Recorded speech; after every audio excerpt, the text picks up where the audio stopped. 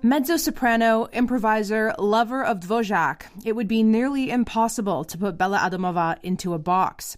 A classically trained singer, Adamova was born in Grozny but grew up in Prague and spent years abroad completing her musical studies. To date, she's released 2 albums alongside her collaborator and mentor, Michael Gies, their latest one being There Is Home. On our second episode of the Faces of Czech Music, we learn about Adamova's sources of inspiration and how she hopes to engage younger generations in classical music. The trees, they grow so high, and the leaves, they do grow green. And many a cold winter's night, my love and I have seen. Oh, the cold winter's night, my love, you and I alone have been. Whilst my bonny boy is young, he's a grown. Bella Adamova and her recent album, There Is Home. Welcome to the Faces of Czech Music, a Radio Prague International and Czech Center's podcast. Growing, all because he was a young boy and growing. At the age of 16 he was a married man, and at the age of 17 he was father to a son. And we want to remind you that 2024 is the year of Czech music, and this podcast tries to introduce new names and new faces from different genres to you. Faces of Czech Music is presented by Emilia Moula-Schmidt and Petr Dudek.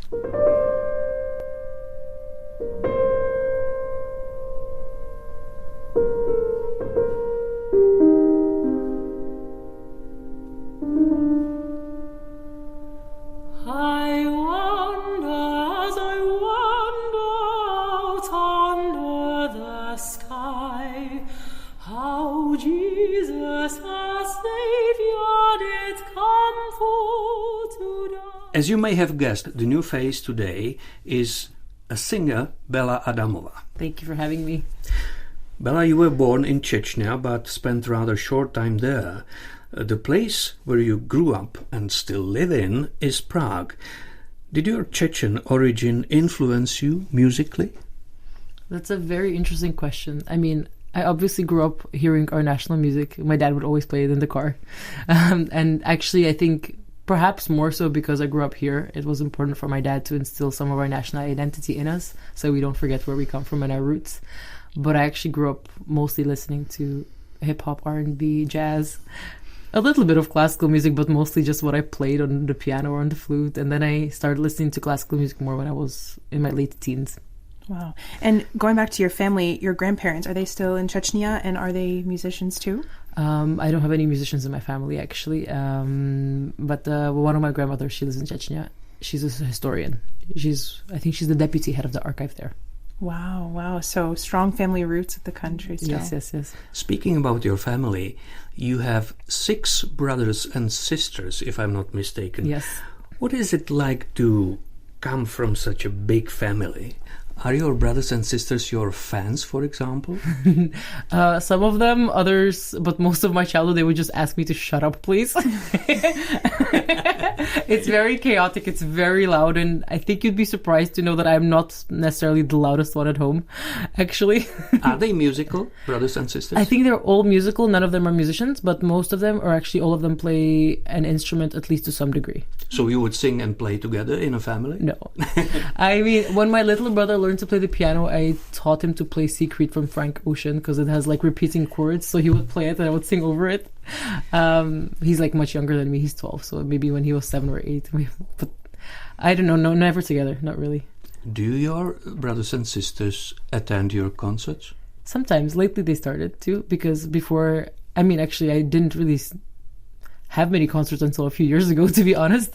But yeah, I mean, for my Prague Spring debut, I think everybody who was in Prague came to see it, which was super nice. And it's really special to like be able to share that with them because not all of them listen to classical music. But at least, for example, my younger sister, I've seen her become a fan of Lied and Schubert through coming to my concerts and listening to what I do. I love that. Wow. And I saw on Instagram you're an aunt. How many Yes. nieces and nephews do you have? I have 2. They're so cute. They live in Norway, but they were here for Christmas holidays right now, and they're so sweet. I love them so much. Are you hoping to get them onto the classical music train as they get older? I'm already working on it. My nephew, he's like 2.5, and last time I visited him in Oslo, I think it was in October, maybe in March actually. I put on Peter and the Wolf. There's like an animated version of it with chamber and ensemble on YouTube, and he can sit through the whole half hour and just watch it.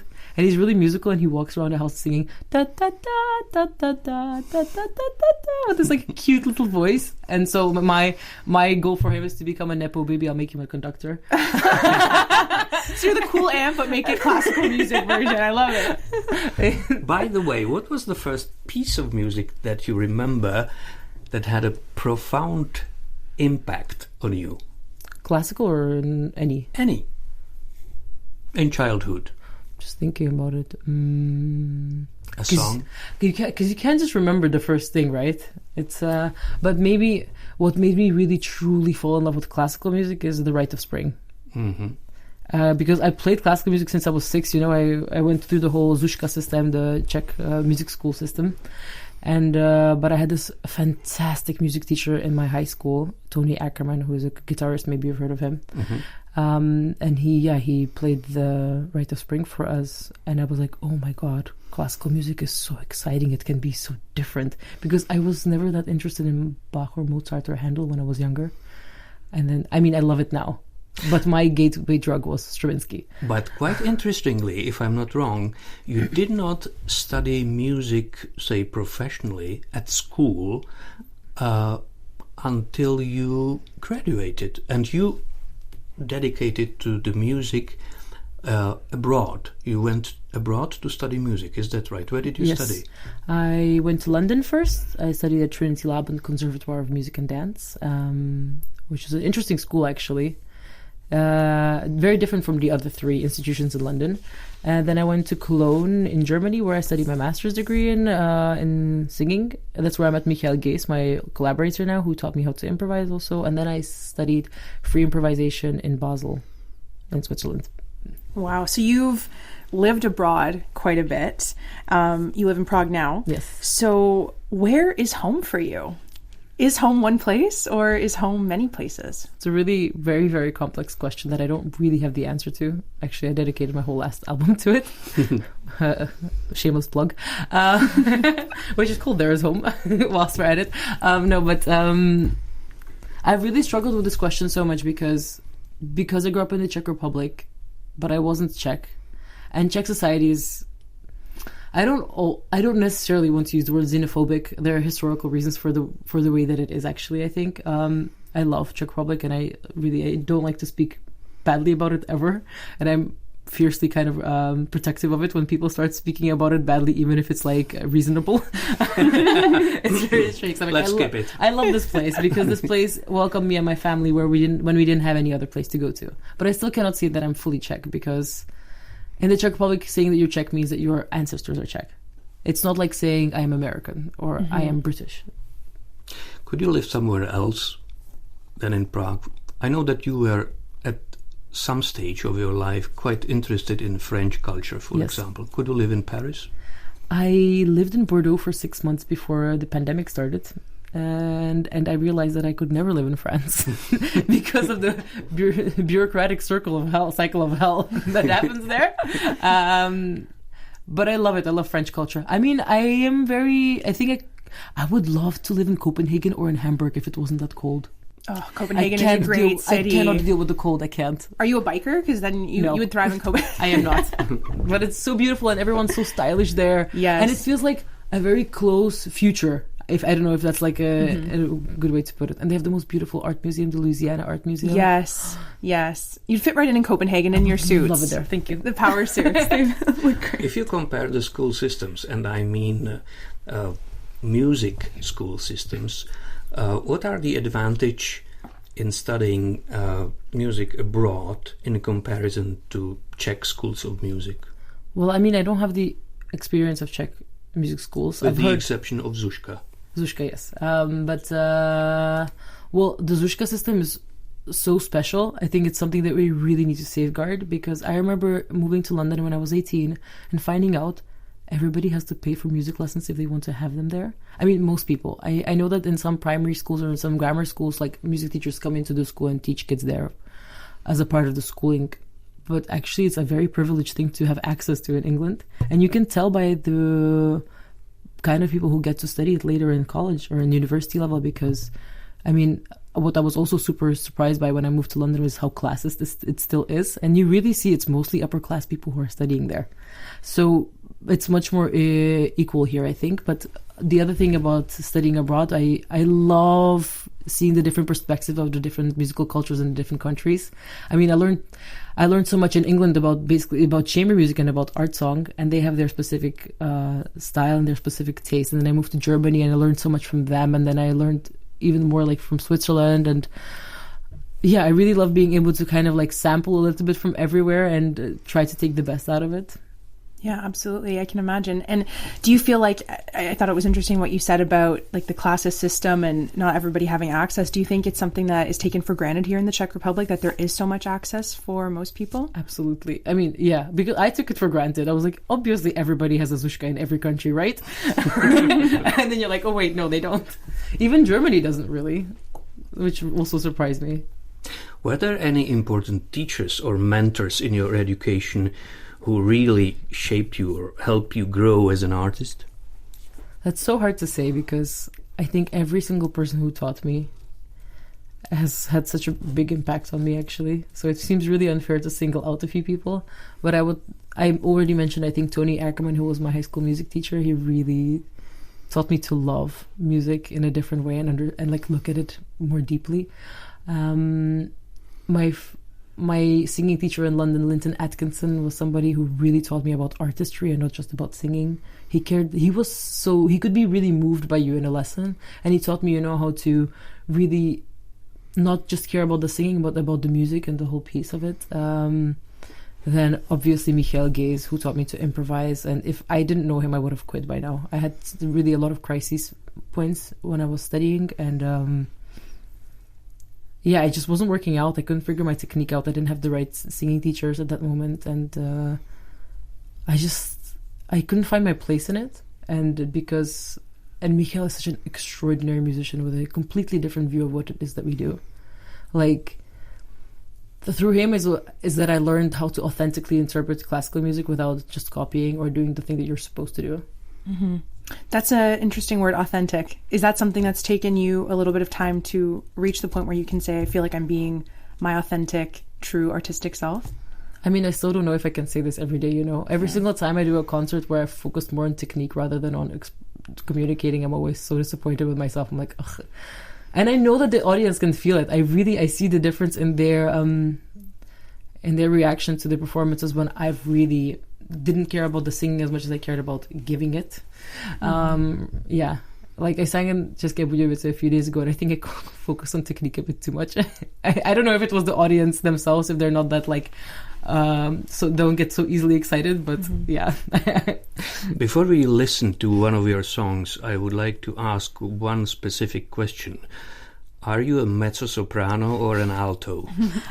So I've been on a vocal journey for the past few years with different teachers, and just trying to figure out what it is that I am. At one point I decided I don't care anymore, but I actually really don't think I'm an alto anymore, and I'm really ashamed to admit it because we made everybody change it in their program notes last year. I'm not sure my agent is going to love me saying this, but yeah, I'm a mezzo-soprano, and I feel like that's the most kind of neutral thing to say, so that's what I am. Made me think about distance.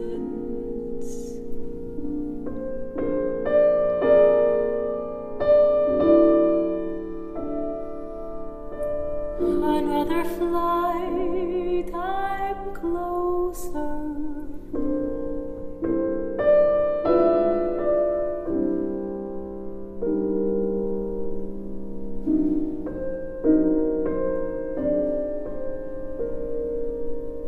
Waves and wind could easily move me. The This is the Faces of Czech Music, and the song you've heard is from our guest today, singer and improviser Bella Adamova. So your repertoire is really quite wide. Baroque, Mahler, Schubert, Verdi, and also contemporary pieces.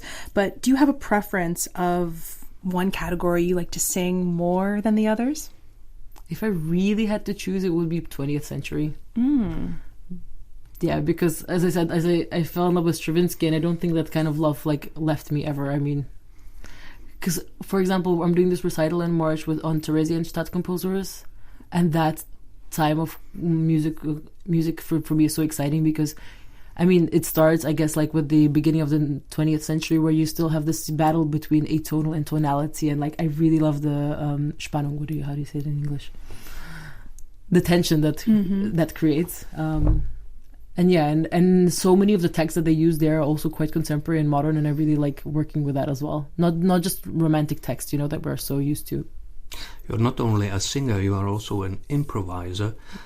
Can you explain the way you improvise? If you have a song, it has lyrics and the melody. What can you change if you improvise? Well, I don't start with a melody. I see. So you improvise on the text. Yes. Only. Yes.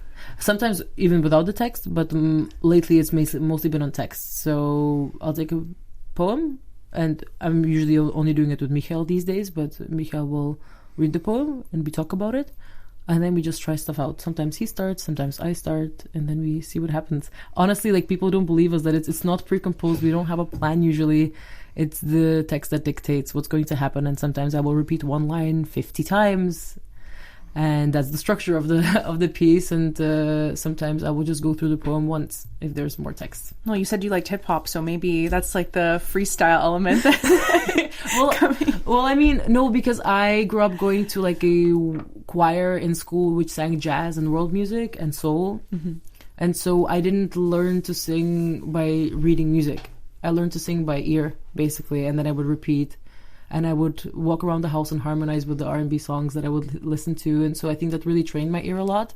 And I don't know, yeah, maybe it's the hip-hop. I don't know. I wanted to be a jazz singer originally, so there's also that. Okay. You will be seen very soon here in Prague as the third wood sprite in Rusalka. Does Dvořák appeal to you? I mean, he was a genius.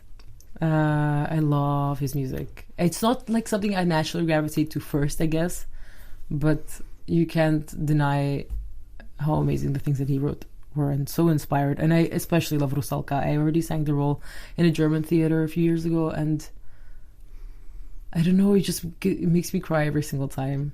And there is no dull moment in his music. I really love it. So when you're performing and you look at the audience at one of your shows, what kind of people do you see? Are young people coming out? What's the audience like at your shows typically?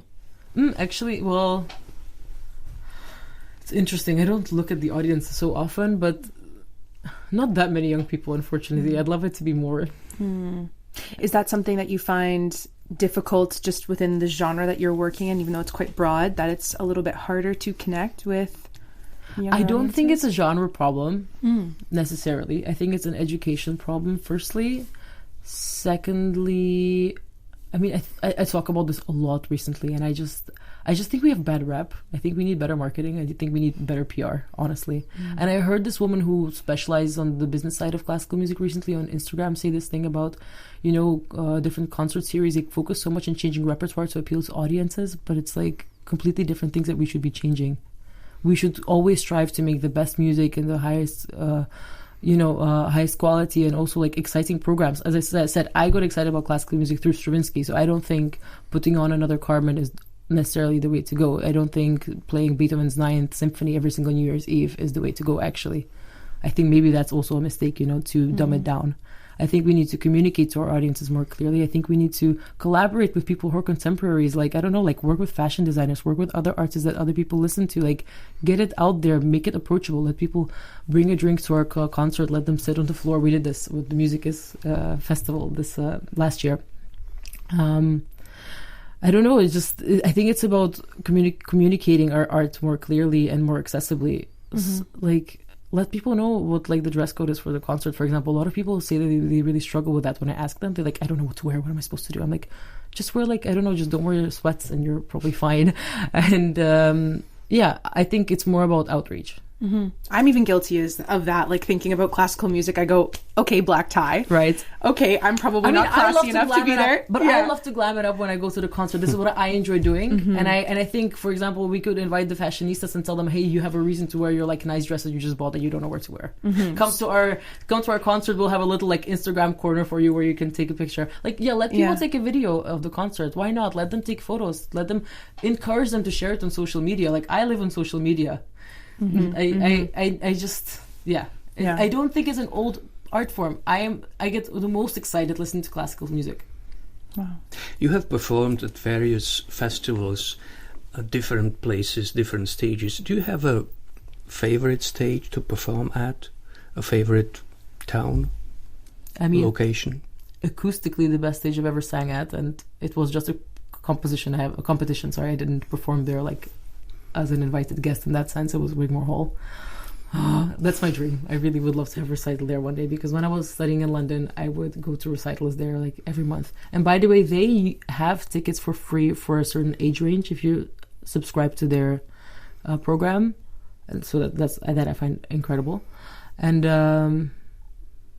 I don't know, I think it's much more about like the audience, the feeling that they give you at a certain place in time. Like if your audience is excited and is with you, then it's exciting to play there. I don't think it's about necessarily places. I mean, it's annoying to play somewhere where the acoustic is super dry and you're just struggling the whole night. But in terms of audience, is there any place where the audience is always to be appreciated? I don't think I have that much experience yet to like really know.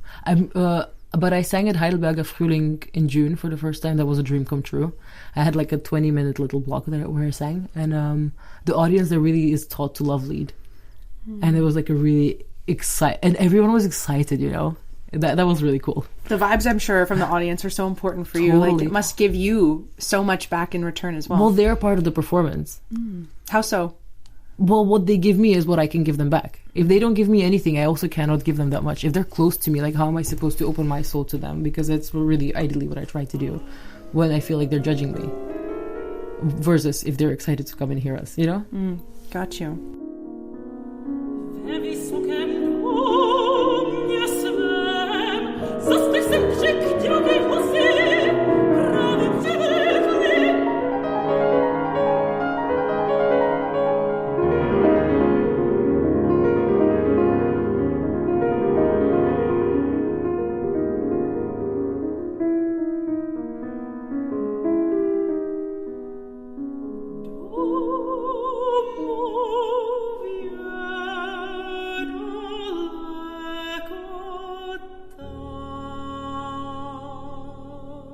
And you've just heard some music from Bella Adamova. She's our guest today on the Faces of Czech Music. When you're trying to get inspired, if you're a little stuck, where do you go as a constant source of inspiration? Or do you have a person who might be a source of inspiration?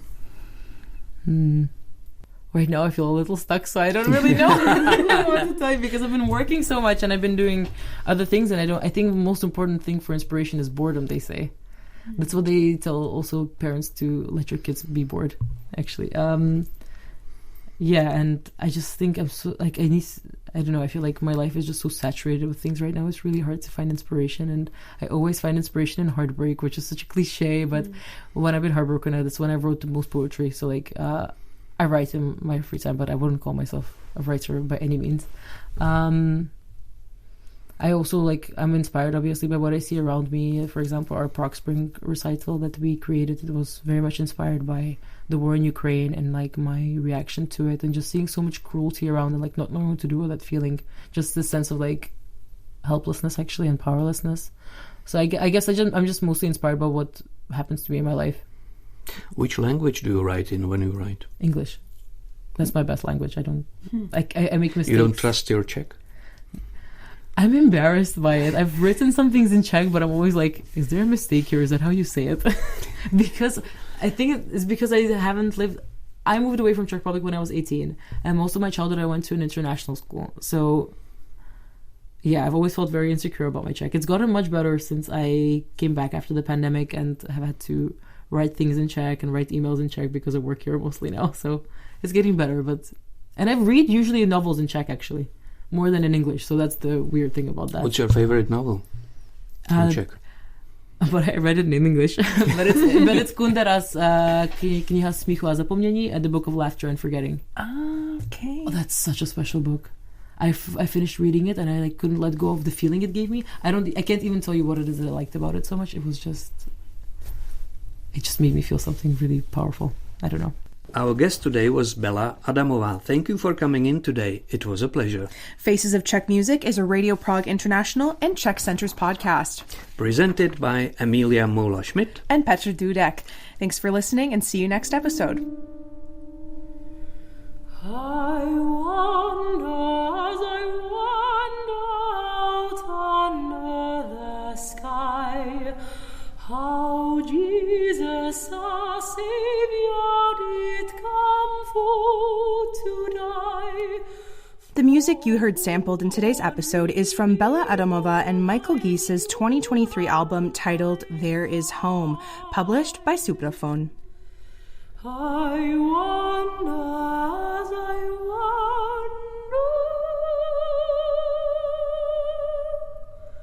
out